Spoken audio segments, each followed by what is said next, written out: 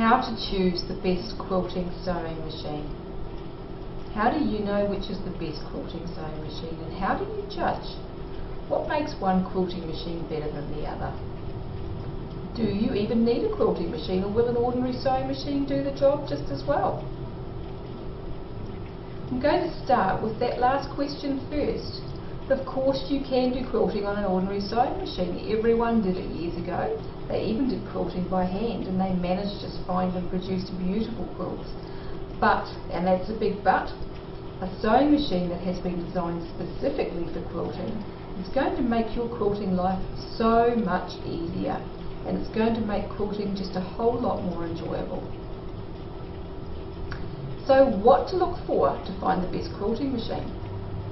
Here's a list, and this is the basics, the must-haves in a new quilting machine.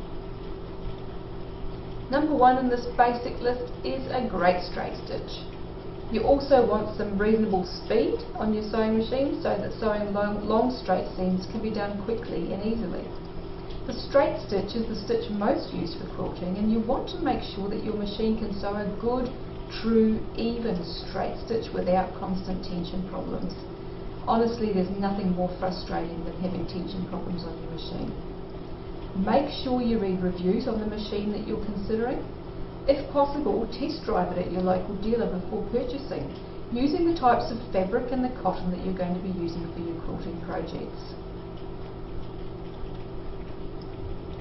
Number two on this basic list is zigzag and blind hem stitches.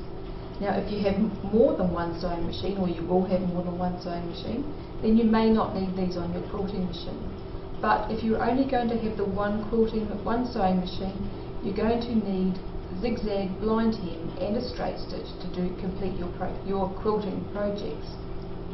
Number three on this list is a clear view of a needle for obvious reasons. You don't want any obstructions when you're trying to sew on your machine.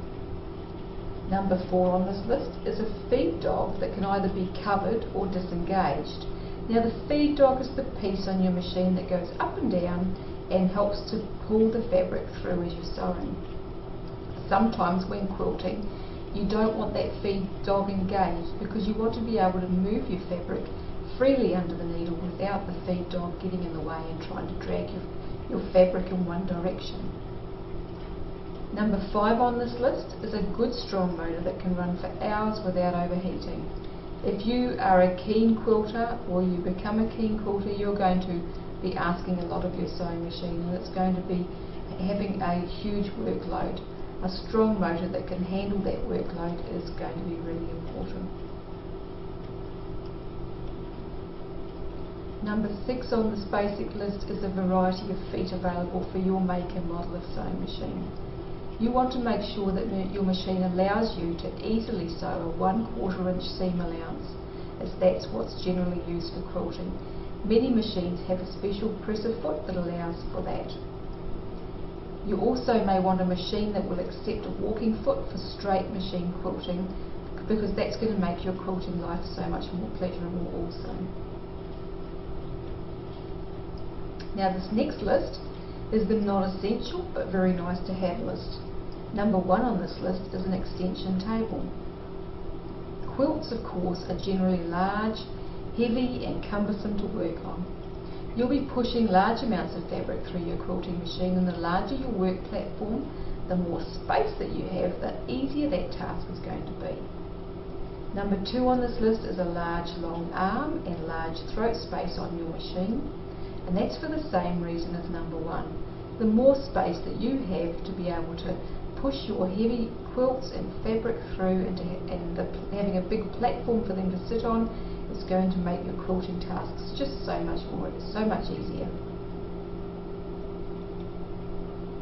Number three is an automatic thread trimmer. A foot operated thread trimmer is going to help to speed up your sewing processes, and it's going to make life a lot easier because it means you can keep two hands on your fabric. Number four is a presser foot knee lift, and when working on large heavy quilts you may just need both hands on your quilt to keep it steady. So being able to keep your hands on your quilt and using your knee to lift the presser foot is a very handy feature indeed. And finally, Number 5 is the needle up and down control.